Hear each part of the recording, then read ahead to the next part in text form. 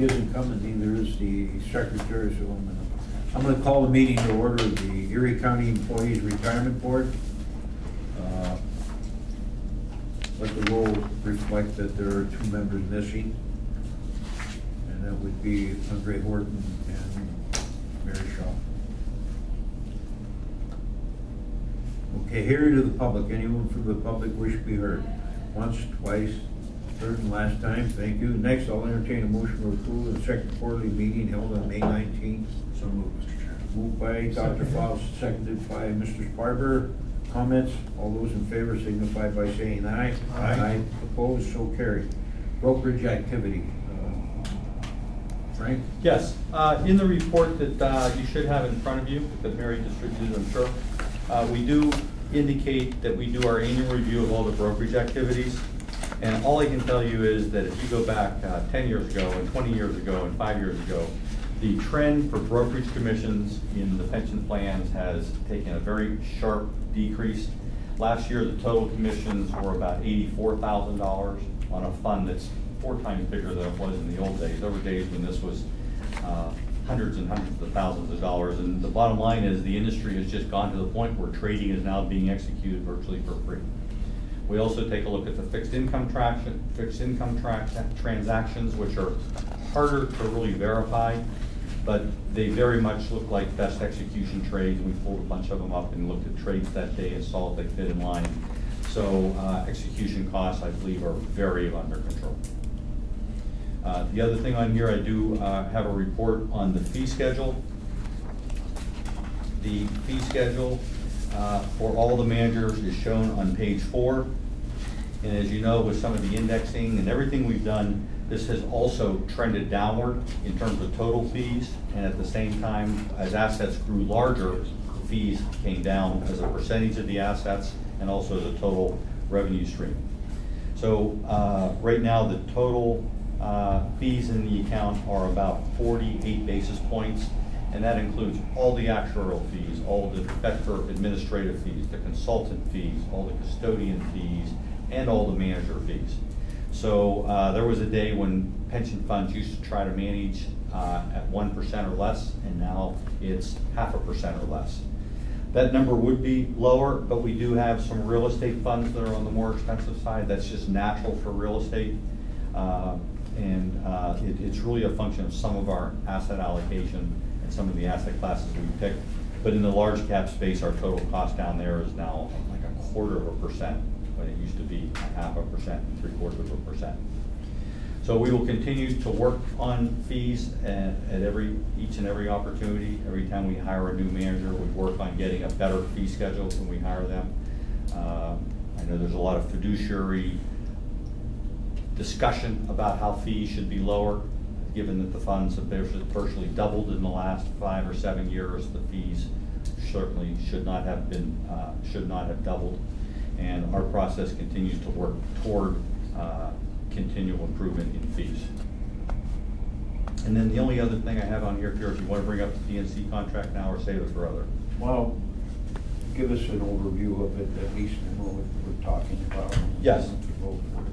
I think this is fairly standard routine, and my belief is the solicitor has reviewed this and has okayed this document. But the original PNC agreement dated back 20-some years when the relationship was PNC Bank before a number of different mergers and transactions. They were raping us then. Well, I didn't say that, but the fee schedules back then were a lot more luxurious than they are today. Let me just make it real clear. But their organization has changed, and we had a contract with a group that really doesn't perform the services anymore. They've morphed into this PNC Wealth Management Division, where they have this institutional money management. And all they really had to do is update this contract. There was a lot of SEC language that now goes in contracts that wasn't in there 20-some years ago. The terms, the conditions, the parameters are effectively the same. This originally came to us with 6 terms and conditions, which I think changed the relationship a little bit.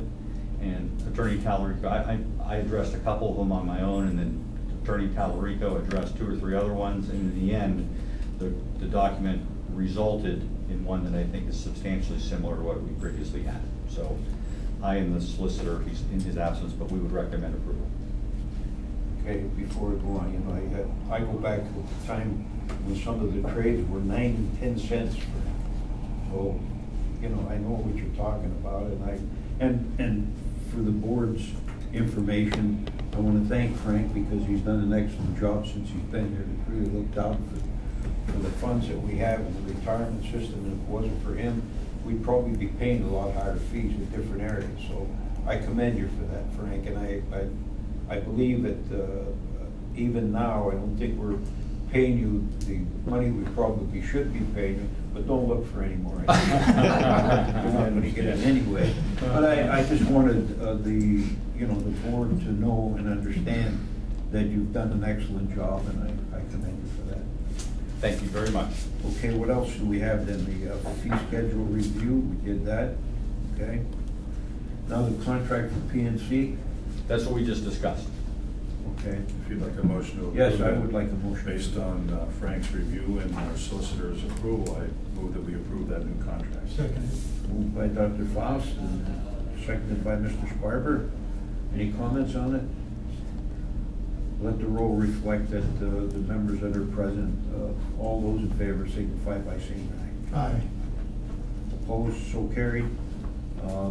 Before we go into adjournment, I know that Chris is here with the Northwest Retirement Services. Go ahead, Chris. Well, I do not have any specific agenda items for Pleasant Ridge, other than to say that the fund's doing okay year-to-date. Return in here is up about 3.07%. So we're hanging in. It's not a great time here, but at least we're not generating a lot of negative returns. So that's all the information I have on Pleasant Ridge. I think it's been well attended. I think you've done an excellent job even there, Frank, even though we don't pay you for that. And don't Boy, you're really opening the door up. You know me. I know how to drive through that thing, but okay, I understand. Thank you for the compliment. All right, any other comments here? Anything else for the retirement board? If not, I'll entertain a motion for adjournment. Oh, Frank, you want to say something? Yes. Well, not at me, but now we need to get signatures. You want to pass that? Oh, that's right, too, yeah, you have to get the signature. If everyone's here, you might as well do it. What's that? Do you want to just have a chance to go? You want to? Or an Yeah. overview, or- That's okay. Well, I think actually that's what Okay. the purpose of adding these additional retirement board meetings was, so that we did have time to discuss kind of key items in the retirement plan, because there are parts of it that do require the board's input on our evaluations. So if, second. Yeah, this is one of those meetings, it's really a Becker meeting. I just came to clear a few things off of our quarterly agenda, so I'm finished and I turn it over to Becker. Well, my name is Cindy Marston. I am with Northwest Retirement Services, and our firm provides actuarial services for both the Pleasant Ridge and the Erie County retirement plans. And I wanted to first start off by saying we do appreciate that business. We have been working with both of these plans for many years, and we do appreciate the relationship. Don Becker is the primary actuary for the Pleasant Ridge plan. He is out of town, and he asked me to cover that portion of it for him today, so I'm going to do that. In total, for the two different retirement plans, we prepare 5 different evaluation reports. I'm not going to go into those in detail. I'm going to get the key points on each report, primarily regarding the funding levels of these plans. I'm going to start today with Pleasant Ridge, and that is in the left-hand side of the Northwest folder that was provided to you. I do have a couple of extras as well. When we prepare the information that we do in our office, there's many different items that we look at. And again, we do the 2 retirement plans, and when we prepare our evaluations, we look first of all at what the plan provisions are. We look at who is covered by the plan. We use actuarial assumptions to then determine out of all of this, what is the liability or the costs that an organization has for sponsoring these plans. And then we compare those liabilities to the investments that are set aside to provide the benefits, to determine how well funded the plans are and what contributions may be required to provide for those benefits. Pleasant Ridge plan. This plan is what we refer to as a partially frozen plan. Back in 2011, the plan was frozen to new people coming into it, and it was grandfathered for a selected group that met an agent service requirement for the non-bargained group. The bargained employees are still fully receiving benefits under the plan. So if you look at the Pleasant Ridge table, on the first page, table 1 of that, there's currently a little over 600 participants that are receiving benefits under the plan. The plan is becoming a fairly mature plan because there's currently 250 people in case status. And if you look at the line at the top, frozen actives, in the right-hand column, the number 27, those are the people who had their benefits frozen, the non-bargained folks who had their benefits frozen or accrued at that point in time, and they're no longer receiving benefits under the plan. They were provided a 457 plan and are receiving benefits under that, are allowed to make contributions and match under that program. The 457 plan itself now has 51 people in the plan, and right now there's investments, whereas of 12/31/2015, investments about $500,000 in that plan. If you go to table 2, as I mentioned, monies are set aside in a trust fund to pay these retention benefits. And when we do our valuation, we compare the liabilities to the investments. And there's two different asset values that we look at: the market value of assets and then also the actuarial value of assets. We use a smoothing technique when we determine the costs of the plan to reduce market volatility on the actual budget or costs of the program.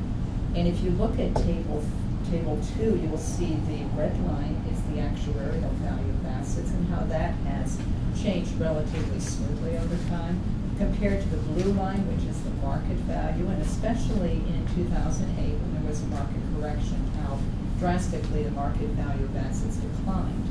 If we were not using a smoothing technique, that would have resulted in a very substantial increase in the contributions required to the plan.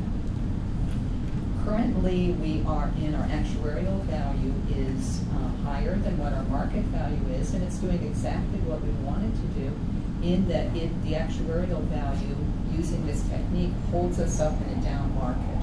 It's going to hold us back a bit in an up market, smoothing those returns out, but currently our actuarial value is higher than market. If you go to table 3, what we do then is we compare the obligation or liabilities that the organization has in providing these benefits to what has been currently set aside. And if you look in the right-hand column, January 1, 2016, the plan is currently 100% funded. So the plan is a very well-funded plan. You can look at that information historically. If you look at the bottom chart, what we call a funding percentage, and you'll see that that hasn't been the case, and a lot of that is market-driven. On table 4, what we present is a history of the minimum required contribution. This plan is different than the county plan. The county plan is a governmental plan, and we refer to the contribution required as an annual required contribution, or ARC.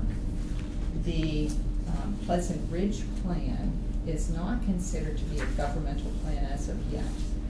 George Joseph had applied for that governmental status. That's kind of in a halt process at the moment with the IRS. We're hoping to get that through. But until that does go through, it's considered to be a private sector plan, and we are following the private sector rules at this time. The contribution level required, or contribution amount required for the 2016 plan year is $1.1 million. Of that, the top line item, if you look at the far right column, 1/116 results, the first item, $890,000, that is the cost of benefits accruing for the current year of members that are covered by this plan. The next line item down at 0 is a shortfall amortization charge. If the plan was underfunded, we would have to be paying on that as well. But the main item that I wanted to point out to you on this table is the next item, the PBGC premium. Since we are currently under the private sector rules, there is an insurance premium that is paid to the PBGC each year to provide coverage for this plan. And those costs are becoming very expensive. That premium is increasing dramatically the past few years and is going to be increasing in the future. The current level of that is $245,000 on an annual basis. And you look back at the history of that, just even in the past few years, it was $121,000 in 2013. And if we can get to a governmental status, that PBGC premium is eliminated. And also, George Joseph has sent a letter to the PBGC and has requested a return of previous PBGC premiums if we are approved for the governmental status, and he's requested for a refund of 6 years' worth of premiums, which would amount to about $800,000. So a significant difference between a governmental and a private sector plan. And it just, Can I ask a question before you go on? Mhm. Again, you said, explain the PBGC. That is, What are those? the what's that? PBGC refers to the Pension Benefit Guaranty Corporation, and it's an agency that will, that protects private sector pension plans. If a company gets in financial trouble and is not able to afford their pension, this agency will step in and provide those benefits to the employees. And so you pay an insurance premium basically to provide that coverage for the employees. We're required to have that? Yeah, we're required. Yes, by required to the have risk that. control. That's good. If the plan is approved as a governmental plan, then that would go away, and we're requesting for refunds of past premiums that have been paid. Cindy, what's the odds of us Well, actually we should recovering I think we were trying that the last time I was under retirement. past Wow. premium payment? That's going to be, it would be a tough battle, I think. I mean, Mr. Joseph already put that letter in, and it was quite a lengthy letter, and at the end of it, he did state that, you know, if this is not approved, then he would like to still go through an additional process with the PBGC. I think he's going to try very hard to get that back, but I just don't know what the likelihood is of recovering that. what happens if we just declare ourselves, is really his question, and just stop paying it? What, like the chances of them, oh, great, you guys are out.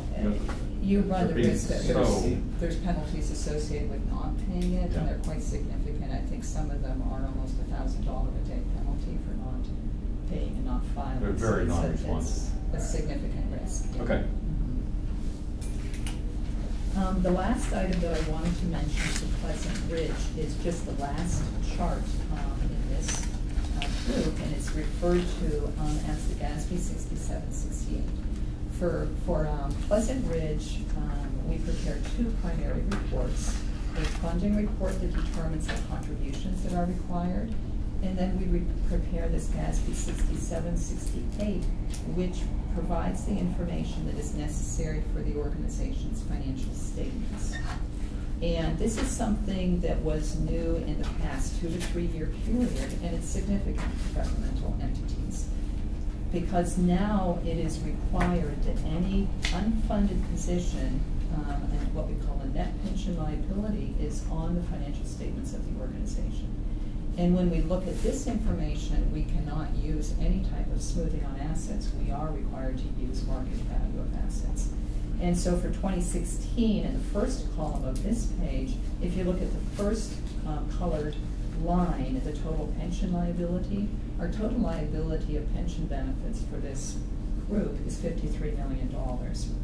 We have just under $50 million on a market value basis as of 12/31/15, and so our net pension liability is $3.8 million. And if you look back at that historically, I think this is a very informational chart because it just shows how this has changed over time and can change very quickly if there is a downturn in the market. Any questions on either of them? Does GASB have a target as to what we should be at? Like we're at 92% coverage, so 90, 91, 100% 75? coverage is We have to be really at- where we are, yes, yes. Because what this, the amount that we show on here, this liability that we show on the GASB basis, is we look at, first of all, what we refer to as a total liability, which is the present value of all benefits out in the future.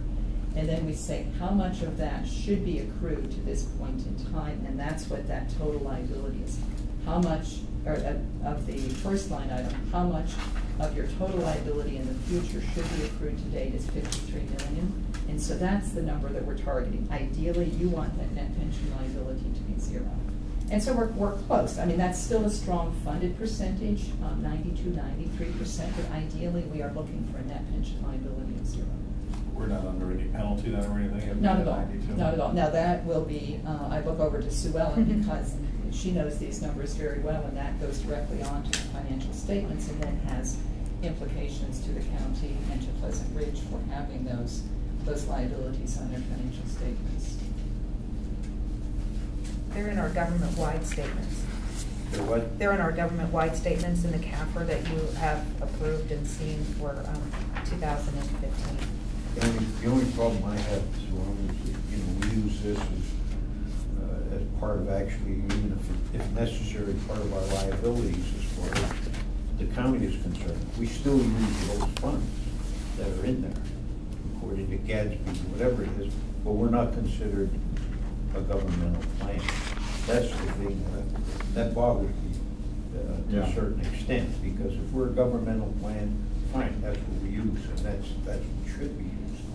But, and then maybe that's something even George Joseph should be looking at, saying, hey, we have to use it in GASB or whatever, all those GASB are running all around the place, it's like little chickens. I'd like, if we could, Mr. Chairman, I'd like to get, even if it's in finance, to get an update from George about where we are on that. It has gone on forever, it sort of seems to morph into nothing after a while. Do we, in our auditing reports or anything, do we have a statement anywhere that shows how we rate compared to other Pennsylvania pension plans regarding this or accounting? I don't have that information now. Like CCAP have that? Yeah. Do they have any kind of rating system, scoring system as to where we stand compared to others? I can't imagine we score poorly, but I'd like to know what it is. We're up on the top of there, because there's a lot of them that are actually funded over 100% of what they need be in their pension plan. And I think Berks is one of the counties that's there, it's like 110%.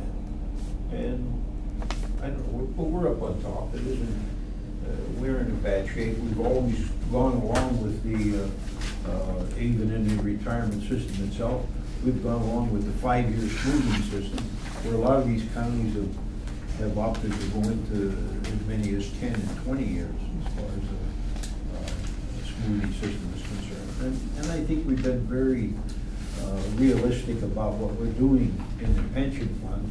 We're not skimping on it. We're putting in what's needed in a 5-year smoothing system every year. So I don't know, what's it going to be, close to $5 million this year anyway, isn't it, Sue Ellen?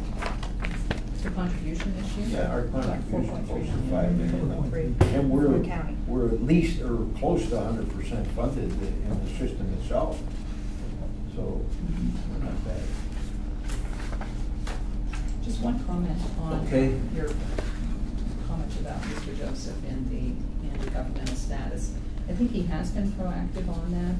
Unfortunately, it's in the IRS's hands now, and I think they put a halt at the moment to review of governmental status plans. So even if he would try, they've been making a lot of changes within the IRS, and I think that's one that they put on the back burner for whatever reason.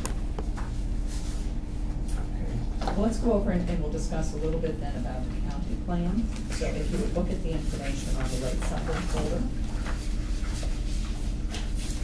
The county plan is a governmental plan, and it does cover all employees of Erie County. There is no partial freeze or anything related to this plan. The plan has grown significantly in the past few years. And if you look at table 1, we currently have just over 2,000 members that are covered by the plan. But with that, what is significant is the number of retirees. This plan is becoming a very mature plan. We have a little over 700 retirees, where in 2007 we had just over 400 retirees. And when we first started working with this plan in 2000, there were 300 retirees and only about 13 to 1,400 members covered in total. So the plan is has grown significantly. If you look at the next page, I mentioned we look at the plan provisions and the demographics to determine the liabilities. What liability or obligation does the Erie County have for providing these benefits? And we're currently just under $250 million in liability for the Erie County plan. And almost half of that liability is for the retiree group. And so again, I just wanted to mention that we are moving into a very mature plan with Erie County. So that's the liabilities. On the next page are the investments, what the current investments of the plan are. We also use a smoothing technique for the Erie County plan for the asset value. And so the market value at 1/1/16 was $230 million compared to the actuarial value of $233. Again, looking at that, you can see on the red line the actuarial value, how that is more of a smooth basis increase over the years compared to the significant fluctuations on the market value. And again, we try to do that to smooth out contributions rather than significant budget increases or decreases each year, to try to smooth that out. So there's a lot of information that goes into developing those items, but then the kind of the key part of it then is determining where we stand. And so we look at those liabilities, we look at those investments, and we compare them. How well funded are we? And I want to spend a little time on this table because it goes back to what we had talked about with Pleasant Ridge. If you look at the blue line on this table, that is total liabilities. And what that is, that's the present value, in today's dollars, of all benefits in the future for the members of this plan. And so our total liability is $265 million. With the way that we fund this plan, we want this to be earned or accrued while the people are working, because this is a benefit. It's paid in the future, but it's for the work that they're doing now. So it's to be earned over that time. And so how much of that has been earned is $246 million of that 265. And so ideally, that's where our investment should be as well, is at that $246 million mark. Our actuarial value currently is $234 million, so this is an underfunded plan. Another way of presenting this is on the next table, table 5, and that's just the ratio of the assets to the investments. And this one currently is a 93.5% funded level. So again, it's a well-funded plan, it's not fully funded. The next page, table 6, is the development of the annual required contribution for the Erie County, and you'll see how that has changed over the past 10 years. And it's still at a significant level, but it's not as high as it was after the market correction back in 2008.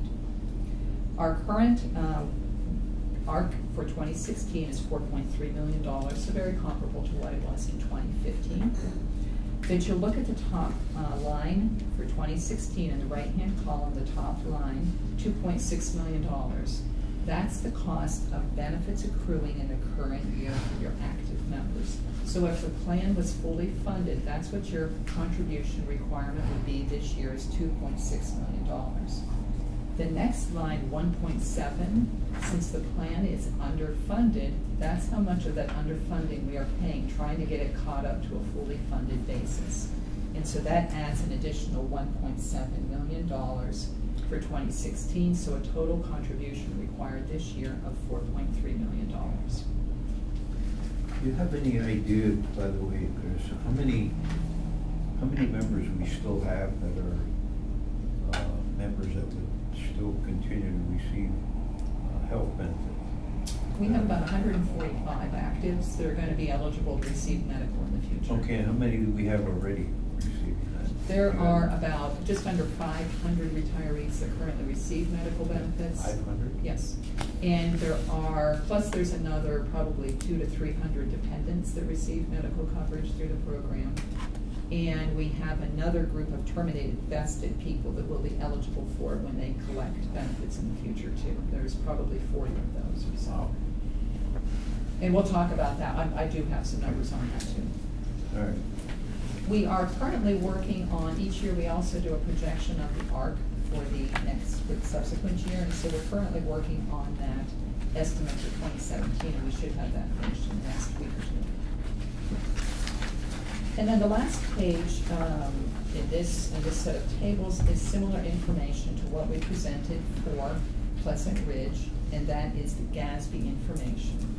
And if you look at the highlighted, the colored line, our current liability is $246 million, a benchmark of where we should be.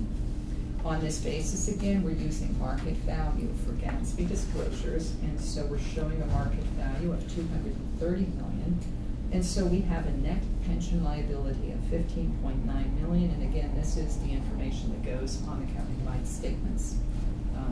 Liability. And you'll see historically how that has changed. If you look back into 2006 and 2007, we were in an overfunded position, and then we had the market correction in 2008, and then how we've whittled away. Last year, actually, we were in a very strong position, 12/31/14. And so currently, we're at just under $16 million liability. Any questions on the pension plan?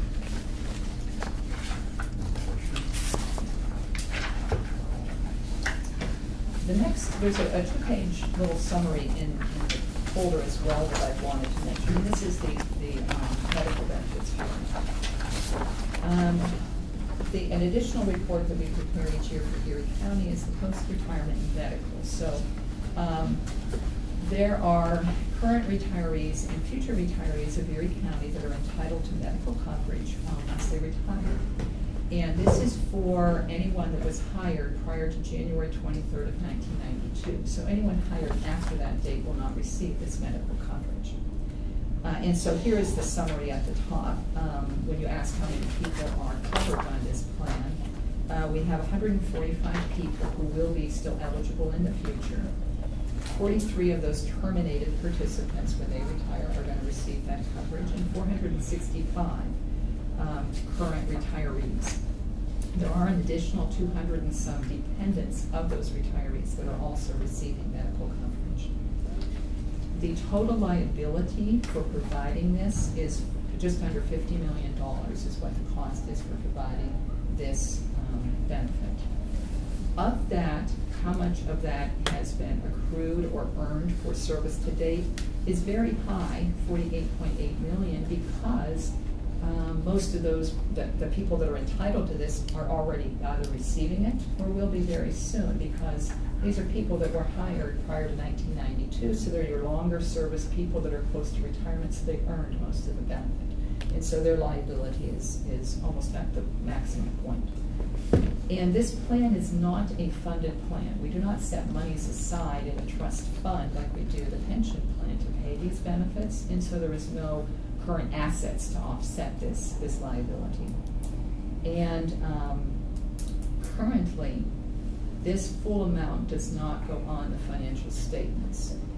What we present on the financial statements is we do present what we call an expense component, a portion of that, and that is presented down below of the just under $4 million. And we compare that to the actual cost that the county has that they pay each year in medical coverage. The difference between those is what goes on the financials. Now, the Governmental Accounting Standards Board has amended, though, the statute that governs this, and commencing with fiscal years after 2017, this full liability will be required to be on the financial statements. And that is, it will be hitting, I believe, the 2018 financial statements. And so it's a significant liability. We're going to have discussions about this in the upcoming year, just so everyone is aware of the changes that are taking place and the impact that that's going to have on the county for, it's a significant liability. Any questions on medical coverage? The only other comments I had were, I already mentioned that we are preparing an estimate of the ARC for next year. And also, one other item that we're working on this summer is what we call an experience study. These liabilities are based on sensitive assumptions, and we periodically review those to determine the accurateness of those. And so we're working on that through the summer, and we will probably have the results of that in our October meeting. And it's things like our retirement trends, our mortality, all of that. Are those still accurate assumptions? And so we'll review that in our fall meeting. Any other questions on anything? I just wanted to point out to the board that even though the ARC for 2016 is $4,321,000, we budgeted $4,434,000. So our 2016 budget You get the rest. fully covers the ARC. Cindy, my understanding is we do have and don't have liability in Pleasant Ridge. Is that correct? There's a post-retirement medical plan at Pleasant Ridge that has not yet been valued, yes. The auditors, John had prepared an estimate of what that would be, and I believe he presented that to the auditors, and I don't know that he's heard anything further from that of if they're going to require. Sometimes the auditors don't require a full report if they don't feel the liability is significant. Because in Pleasant Ridge case, their medical coverage for retirees covers the point of time from when the person retires until they're eligible for Medicare. And so it's a shorter period of time compared to the counties, which pays both the under 65 and the over 65. So I don't know where that stands, Jim. I know that that was being looked at. I don't know what the conclusion of that was. I don't think anyone was worried about it was going to be too big or something. We understand it's a limited population, but it's still open-ended. And it's something Right. that's not really going to be going away, unlike the county situation, which eventually all those people will move on. Right. I was just kind of curious to get a I can handle on check what on kind of that to see. liability we're looking at. Yeah, I can check on that. I wonder, Chris, and even for food for thought for the members of the board. I know that at Pleasant Ridge, if you retire early, which is probably age 60 is the earliest they could go into superannuation. From age 60 to 65, they'll pay for the insurance costs. Okay. I wonder if that would be a decent plan for us to go into to see what it would do as far as ended up getting some of the employees retired. Would it be beneficial to us in our plan or not?